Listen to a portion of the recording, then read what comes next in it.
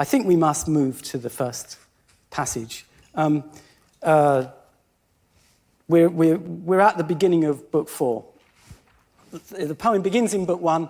For those of you who don't know it, Satan and Beelzebub we encounter them. They've been thrown out of hell, and they're picking themselves up off the burning lake in hell.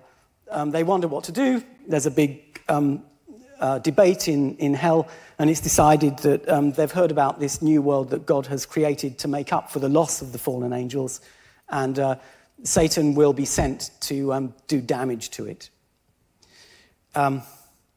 So Book 4 opens with Satan having just arrived at the perimeter of Eden, cursing the sun for reminding him of his former glory. Milton's Satan, evil as he is also full of remorse and knows exactly why he has fallen. When he's busy rebelling, as we'll see a little bit later in the poem, he's a profoundly amnesic revolutionary. He cannot remember what he owes.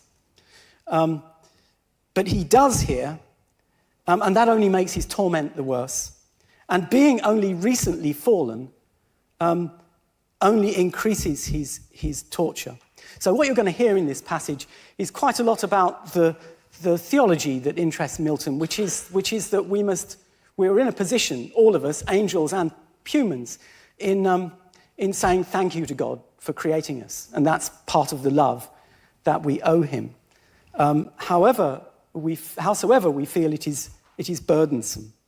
And the second thing is Satan becomes aware in this passage that you actually can't escape what you become. And this is where Milton's interest in ideas begins to work. He doesn't realize this at the end of the passage, but by the end he does, and he says, myself am hell. Oh, I was going to say, oh my God. But he wouldn't say that. He says, I have become exactly where I was thrown to, and my predicament is therefore utterly lost.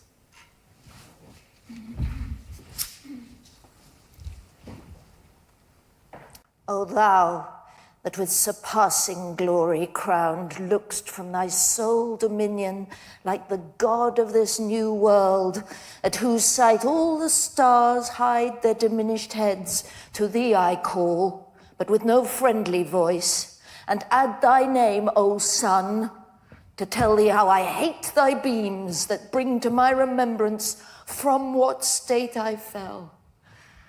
How glorious once above thy sphere, till pride and worse ambition threw me down, warring in heaven against heaven's matchless king. Ah, wherefore? He deserved no such return from me, whom he created, what I was, in that bright eminence, and with his good upbraided none. Nor was his service hard. What could be less than to afford him praise, the easiest recompense, and pay him thanks, how due? Yet all this good proved ill in me, and wrought but malice.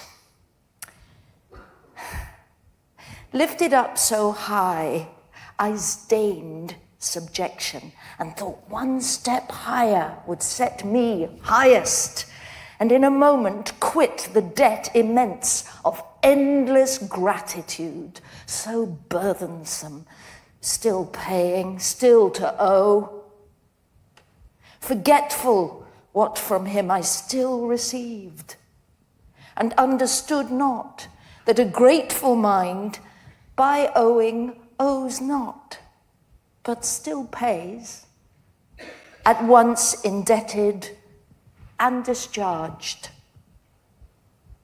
What burden then?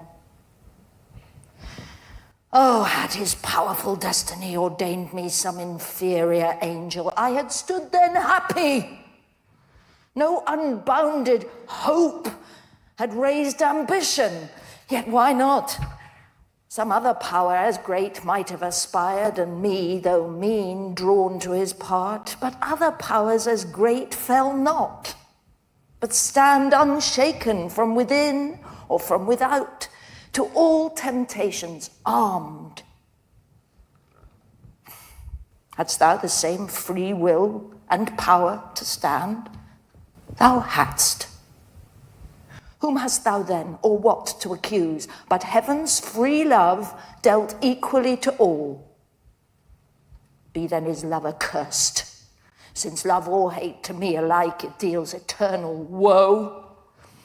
Nay, cursed be thou, since against his thy will chose freely what it now so justly woos me miserable.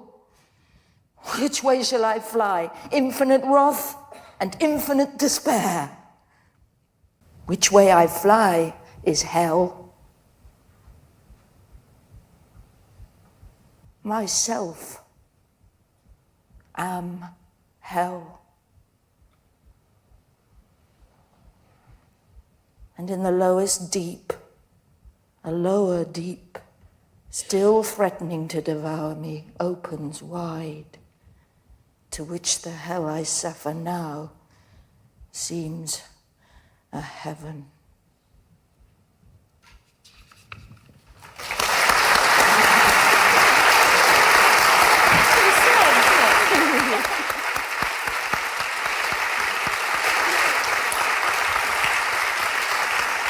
Thank you. Thank you. You know what? That was wonderful. It's actually very rare to hear Milton read by actors. I'm going to make it my business to contact the Royal Shakespeare Company and the National Theatre and get them to get somebody to dramatise Paradise Lost. It has to happen.